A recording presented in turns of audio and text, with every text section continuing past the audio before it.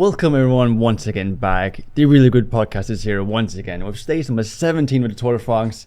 A crazy stage or something. Sure. Yeah. We'll say it was crazy for the viewer retention. It was a very simple day. On paper, a sprint. And indeed, it ended up being so. 161 kilometres between Boulogne and Valence. And you had a 10-kilometre neutral section where all of the talk was who's going to get in the break. Are the sprinters' teams going to try and isolate Jonathan Milan and Tim Merlier? And a massive group went to begin with in the first move of the day. And I was like, it's on. We've got ourselves breakaway formation on a stage that's not even a mountain stage that is going to be fantastic. And it was a huge group. Van Aert was involved. Big riders were up the road. Schoins was trying to mark it for Little Trek. Simmons was up there as well, trying to mark. Soudal Quickstep were trying to get guys in the move to break it up. And there was mass panic. For all of about 15 seconds, because for some reason the riders in the move kind of saw that Lidl Trek and Soudal Quickstep had a couple of guys up there that weren't going to pace and they were just going to tow them to the stage win. But at the same time, there's no way you're winning the stage with Milan and Merlier in a sprint. So at the end, they got reeled in very quickly and 4 riders went up the road. And those 4 riders in particular were Jonas Abrahamsen, Vincenzo Albanese, Mathieu Bergado, and Quentin Paché. And almost immediately after those 4 guys went up the road, Lidl Trek and Soudal Quickstep blocked it up in the peloton. Oh, yeah. And that was that. 4-man breakaway at the start of the day. Ineos tried to send Axel Laurence up there before the intermediate sprint. Ended up being a fantastic little chasse patate from Axel Laurence. I think it reminded me of, I think it was the 2021 Tour, where Magnus Cort took the KOM jersey really early. Right. Yeah. He was in a breakaway with, I think it was some Wanty guy. And 2, I think it was B&B hotels at the time. Roland and Cyril Barth were trying to bridge across, and they spent 70 kilometers in their own group and never actually made it and got reeled in. That was what it felt like, but from Ineos Grenadiers. Yeah, I remember just watching him and go to the front as well at some point. That was later on in the days of Geraint Thomas pacing, and the Ineos radio thing said something along the lines of, what was it? We might as well try, because otherwise we just sat here for nothing. What were they pacing for? I wasn't paying too close attention. It seems like they were just pacing for no reason. So you had the intermediate sprint, which Jonathan Milan won fairly comfortably. Girmay, Turgis, and nobody else actually. Just a flurry of Lidl Trek domestiques were involved. Milan won it, took it fairly comfortably. Girmay, I think, was second, but Milan increasing his intermediate sprint total. But it was the Col du Pertuis, and something had to give if you wanted to drop the sprinters, because it was 3.7 kilometres, 5.1%, Category 4. And Ineos started ripping it on the front because they'd missed the breakaway. Right. And the gap was closed from about sort of 1.5 to 2 minutes to sort of 32 seconds, I think. And Ineos tried to send Axel Laurence up the road. Quinn Simmons did a Tadej Pogacar-esque in the saddle, close it down. And then Wout Van Aert attacked over the top of the climb, totally on his own. Wasn't set up by anybody. They didn't get Campenarts to go to the front and just line it out before he went. He just went. And I thought, ooh, hello, we've got a stage on here if Van Aert goes up the road. The gap got to sort of 15-ish seconds. I think, it expanded slightly to 45. Then it got to 20 pretty quickly to Van Aert, with the peloton still on 45. And I was like, okay, this is happening. He's getting across, and it's going to be a much more difficult breakaway. And I think they must have got the call in the breakaway group, the 4 riders up the road, that Wout Van Aert was up the road, because they increased the pace, and kind of rightfully so, because there's no way you're beating Van Aert in a sprint on this kind of stage. But would it have been worth waiting for him just to go a little bit further in the day? Maybe that's another question for another time. I don't know. I mean, maybe then they could have tried cheating him out at the end, like escaping and sort of, playing the part of Van Aert's the big favourite, so he has to close everyone who attacks and just tie him out that way. But maybe they were too tired or something. I don't know. Maybe they didn't think that far ahead. And we never ended up finding that out because very quickly Van Aert did exactly what Axel Laurence did earlier on the stage. Got caught in a potato chase for about 5 to 10 kilometres, then got called back to the peloton. And it was just before the rain started to fall. Oh. And that was set to cause some chaos fairly shortly. But interestingly enough, the Van Aert acceleration over the top of the climb dropped Milan and Merlier. Oh, yes, that's true. And the sprinters teams that had their main rider still in the main peloton ahead of Merlier and Milan did not pace cooperatively. And I think that was the real game changer. Intermarché Wanty, despite being, despite pacing for like every flat stage that Milan and Merlier could get to, chose the option to not pace. It's like they're honouring the race. Vinny Bjornmine has to win a sprint against the big guys. Otherwise, he's not a real sprinter. Confusing move from the likes of Intermarché Wanty. Alpecin de Koning tried it for Groves, and fair play to them. They actually knew what they were doing tactically there. Yeah. But a little bit baffling from some of the teams. Red Bull Bora Hansgrohe as well. They had Jordi Meus up there and didn't do any pacing. So, a little bit of a missed opportunity for those teams, but it was all together over the top of the second climb of the day. Jonas Abrahamsson took the intermediate sprint and both climbs, by the way. Merlier won it from the peloton. And we move on to the finish because literally nothing else happened for the rest of the stage, really. Yeah, the finish, it was a bit hectic. Well, not a bit, it was quite hectic. There were like, how many, 3 roundabouts at the end, where with the rain as well, and like they were going fast through them, but also a little bit on the low because the rain and slippery tires and stuff. Thankfully, no one crashed as far as I'm concerned in the roundabouts, but it didn't look too safe, and it didn't end up being safe either. Yeah, it certainly wasn't safe partly because the breakaway actually made it much further than I imagined. Jonas Abrahamsson attacked away from the rest of his breakaway counterparts. I thought Albanese was going to close it because he looked fairly fresh. In the end, he couldn't. And Abrahamsson went solo until about sort of 4.5 kilometres to go. And it's important to note, at the 5 kilometre point, everybody's time, if you crash in the peloton, is given as the same time as the winner. So all of the GC guys were now safe. So the GC guys gradually went towards the back, and it was time for the sprinters teams to play. But very quickly, riders, I don't know whether it was the breakaway being too strong, but you saw a similar scenario to a couple of stages earlier. The stage that Merlier, I think, won, or was it Milan? I don't remember. One of the two. In a sprint where like the lead-outs were just not there because they'd used up all their guys chasing. It was the Van Der Poel stage. Right. Like all of the lead-outs were used up chasing Van Der Poel, and then at the end they had no riders to actually set up the sprint. I felt similar vibes from this stage, and it caused pure chaos in the peloton. Yeah, I think at the very end, Milan had, was it either Stuyven or Scoons, one of the two? Getting into the front with Merlier in the wheel, and it looked like so much of a mess, but it was a mess. It was a mess.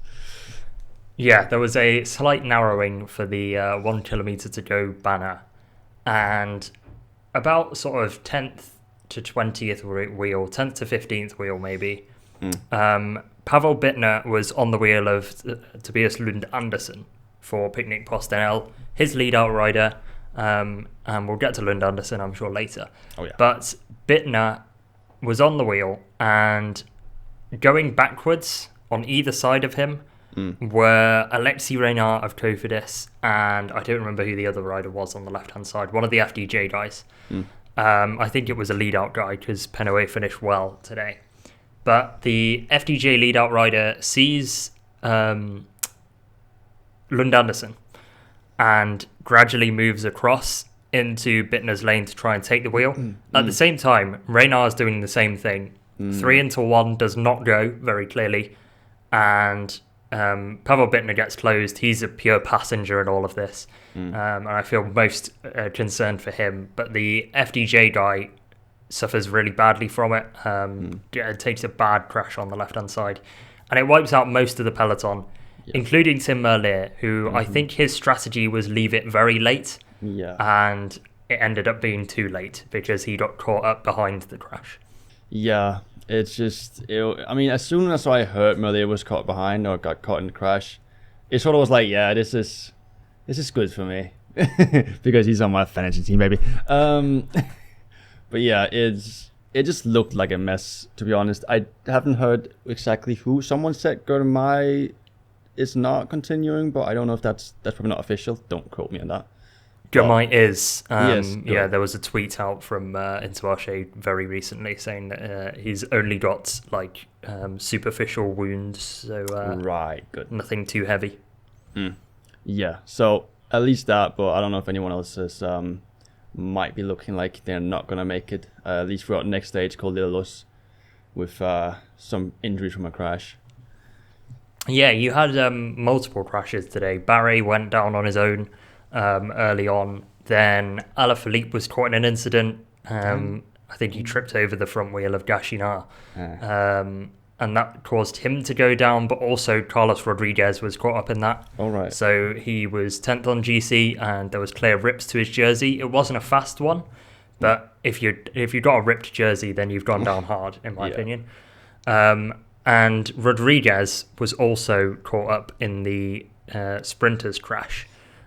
Guillaume was definitely caught up in it on the right-hand side, hence why we were concerned about his potential injuries. All of those guys are fine on Intermarché, and I think all of the Israel Premier Tech, who were the only team actually that did a decent lead-out, I thought, they kind of got washed right towards the 1 kilometre mark, and literally the worst possible time, because almost all of their riders, bar sort of Blackmore, I think, were involved in that incident as well. It was just a case of wrong place, wrong time, really.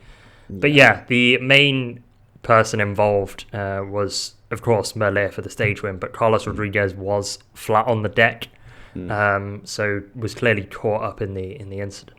Roglic hammered on the brakes and just about got out of it from the helicopter shot. But yeah, Rodriguez, 10th on GC, did go down for the second time today, so might be worth keeping an eye on him tomorrow. Yeah, but Roglic still not having crashed. Who saw that coming? Who saw that coming? Because I didn't. I think one of my bingo cards was he crashed out by like stage 5. Or did he? No, he crashes more than twice in the Tour. Still time. I don't hope, but at the same time. Like a light crash, like he's just down, like just kissing the concrete a little bit. You know, nothing huge. Yeah, it's nothing light. Yeah. So we get to the final sprint, and it's a very weird one because the crash, literally, because of how many people it wiped out, it basically caused a wall for most of the peloton, which meant you had a group of, let me check this to confirm, you had a group of 11 riders going to the finish line. Astana tried setting it up for their sprinter Davide Ballerini. They had a couple of riders in there, and Jasper Stuyven was in there with Jonathan Milan.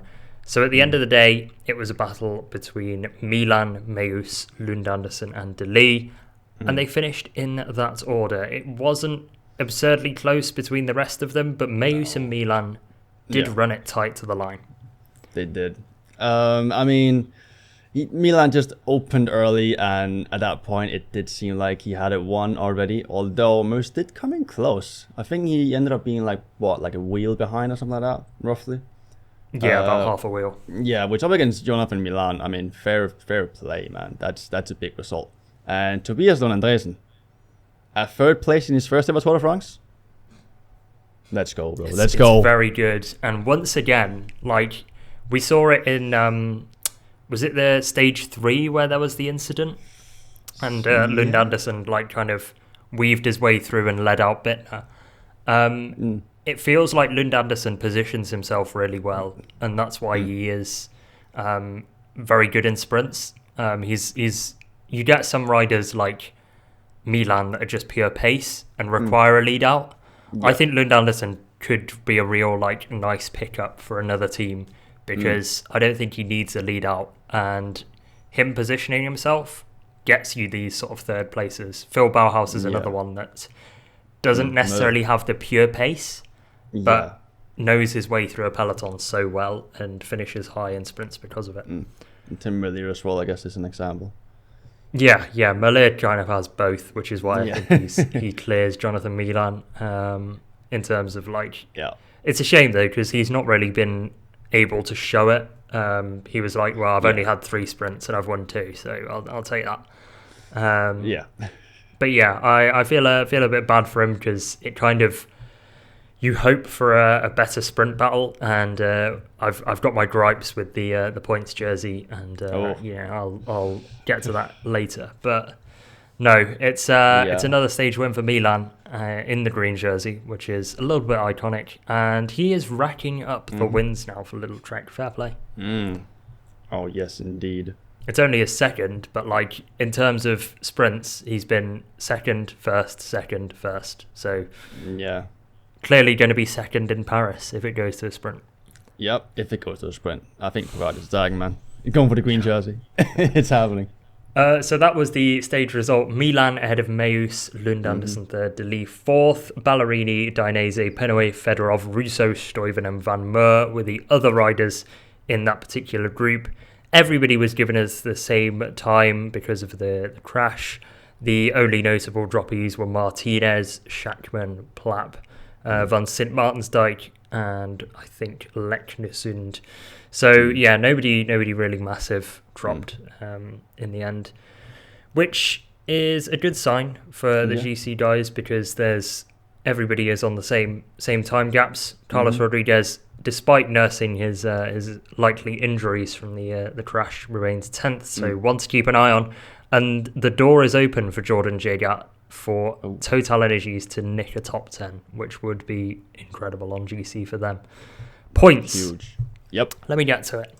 Jonathan Milan, 312. Tadej Pogacar, 240. Milan, I think, has won. You think? I think Milan has won. But I hope, and I never thought I'd be saying this, I am cheering for Tadej Pogacar in the points jersey. Right. I want him to win GC points. He might as well now at this point. Yeah. It's close enough that it is possible. And fair play to him. He's let Milan have a couple of points. He's not gone for the intermediate sprints. Yeah. Just to have a little bit of drama towards the end of the tour. Oh yeah. Fair play. He's a Netflix man. I understand how it is.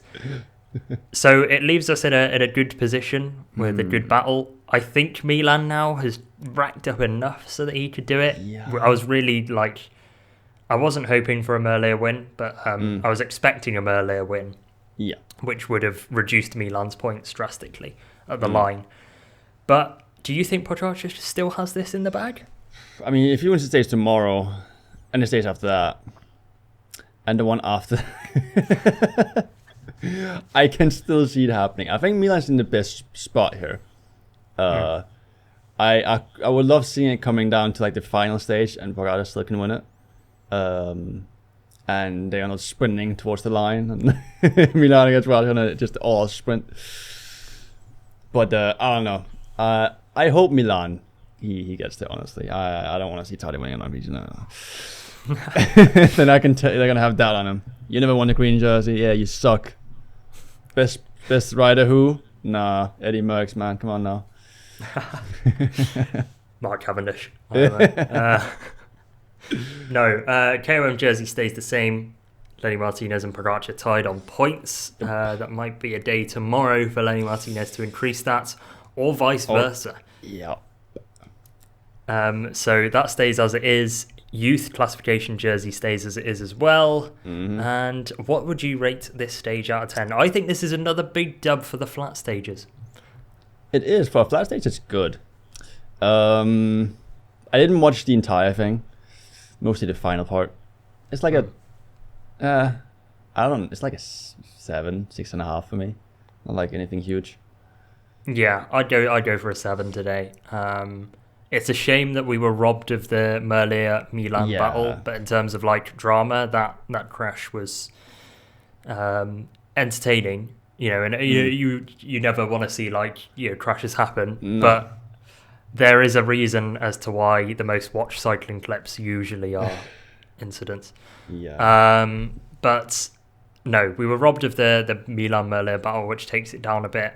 But I think like tactically, you saw Merlier kind of be the victim of his own downfall by leaving it so late. And I remember calling it out on stream. I'm like, Merlier is too far back here. Milan's been moved up, and then bang, it happened. I was like, can't say. I don't want to say told you, but I am going to say told you. Yep. So yeah, it was an entertaining watch for a sprint stage, but I hope tomorrow is going to be even better. Yeah. But speaking of being robbed, your fantasy team, if that makes sense in any ways, hopefully it does. Maybe. I mean, I've been robbed, and I am solely holding a sort of Parker pen and a sweet wrapper, because like I've got no sprinters, so I've got no interest in what happened. Pogacar captain for today got me 27th position. Right. I'm just checking through the results to see if any of the other guys on my team finished higher, or whether my captaincy pick was absolutely perfect. Yep. It actually looks like nobody finished higher. So Pogacar was my best placed rider. No, nice. Apart from that, I mean, yeah, I guess that's the expected points. Anyways, allow me to introduce, for one stage only, back Jonas van Milan. Brought back for one stage, and he delivers. 462 points from him alone. Oof. I did have to sell Vingegaard though, just for this one stage, because like I had to have enough stars for it. So I lost those points. But Tadej still 113, Liverwood's 77, giving me a grand total today of 697 points. Whoosh. That is huge. But next stage, he has been sold already. Is that the greatest loan signing of all time? I think it must be at this point. It's got to be up there, surely, right? God damn. Yeah. I might have to loan him. You've basically doubled my points, because I got 341. Pogacar with 120, Liverwood 77, Vingegaard 89, Martinez 27, Johannesson 1, Parapan 14, Vestrinia 5, and Velasco 8. Yep. Let's go. But Pogacar remains my captain for the next stage, which is a hefty day. Interesting, because I got Vingegaard as my captain, and we all know Pogacar goes cold and Colelos. He is dropping time. Well, would you like to know what I've been hearing on the grapevine? The current weather report for Col de la Loz. Let me find the tweet. 2 seconds. Oh yeah, right. Potential rain, thunderstorm warnings, 10 degrees for Col de la Loz. This is the battle of... it's going to be terrible conditions. Oh. And I cannot wait to see it. Pogacar and Vingegaard dueling in the rain. Oh my god. And if, just a quick reminder, I said it before, if Pogacar has a cold, like he's hinted to a couple of times, that could be bad for him. In the rain with a cold, no thank you. That spices things up a little bit, for sure.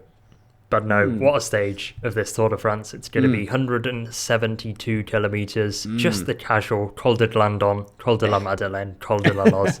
Just 3 small hills, realistically. Yeah, 21.7 kilometres at 5%, 19.3 at 7.8, and 26.5 kilometres at 6.4%. But it's not just your casual 6.4%, because there are flat sections on this climb, and there are serious sections. You're going Jonas. I'm going Tadej then. All right. It all gets decided here. Whoever wins here takes it all home. Yeah, okay. Well, do you know what? Let's just put everybody on 0 seconds. No. Yeah, why not? No, it's okay.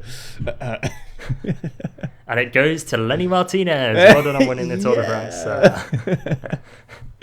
But that is tomorrow, where we'll also be covering that stage. Hopefully you enjoyed today's episode. Don't forget to like and subscribe. Give us 5 stars, all that great stuff. And then we'll see you with the aftermath tomorrow of tomorrow's battle on Col de la Los. Lenny Martinez, I need you to get in the break and get me some King of the Mountains points for my fantasy. Thank you very much. And see you.